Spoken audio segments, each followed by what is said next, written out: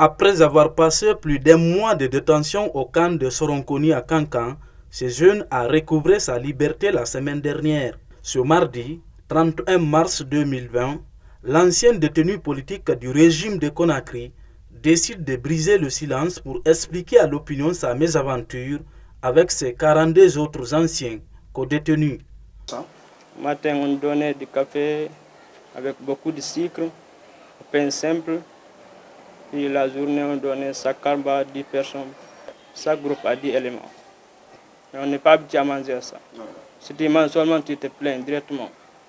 Il y en a des fois, il y a des enfants qui se lèvent là en train de pleurer. Leur ventre fait mal, très mal. Les prisonniers politiques n'ont pas subi des tortures physiques, indique notre source.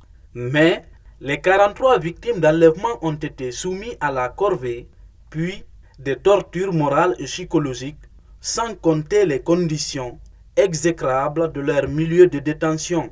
Tous disent avoir partagé la même cellule dans la température caniculaire de la Haute-Guinée. C'est l'unité de Samoria, BSCA, c'est eux qui nous ont amenés là-bas, cagoulés.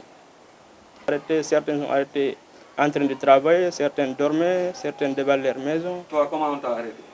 Moi, on m'a arrêté, j'ai travaillé.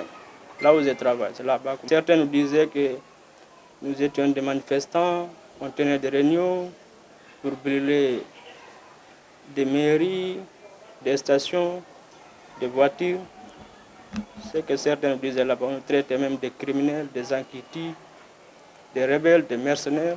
Ces derniers temps, l'État guinéen s'est illustré dans la violation récurrente des droits de l'homme, des kidnappings, des arrestations arbitraires et violations de domiciles privés. De quoi irriter certaines associations de défense des droits de l'homme en Guinée qui entendent se constituer en partie civile pour porter plainte contre l'État guinéen à la Cour de justice de la CEDEAO. Il y a une plainte contre ces responsables présumés de ces enlèvements, parce que ça, c'est des enlèvements, c'est des kidnappings, par des services qui ne sont pas habilités à arrêter des gens. Ensuite, dans les conditions qu'il ne faille pas le faire, et en violation de toutes les règles et procédures établies dans le cadre de poursuites, donc à travers le code pénal et celui du procédure pénale. Donc il y a déjà une plainte contre les présumés auteurs, et au-delà, je pense qu'il faille saisir la Cour de la justice de la CEDEAO. Nous portons confiance à la justice guinéenne. Nous pensons que c'est des pratiques qui n'honorent pas la gouvernance actuelle. C'est des pratiques qui ne doivent plus exister dans un État démocratique, d'autant plus que le président de la République réclame 40 ans de combat pour le respect des droits de l'homme, pour le respect des libertés publiques, pour l'instauration d'un État de droit. Alors on ne peut pas parler de telles perpétrations de pratiques dans un État de droit. Le processus électoral guinéen a provoqué plusieurs cas de mort, des blessés, des dégâts matériels à Conakry, tout comme à l'intérieur du pays.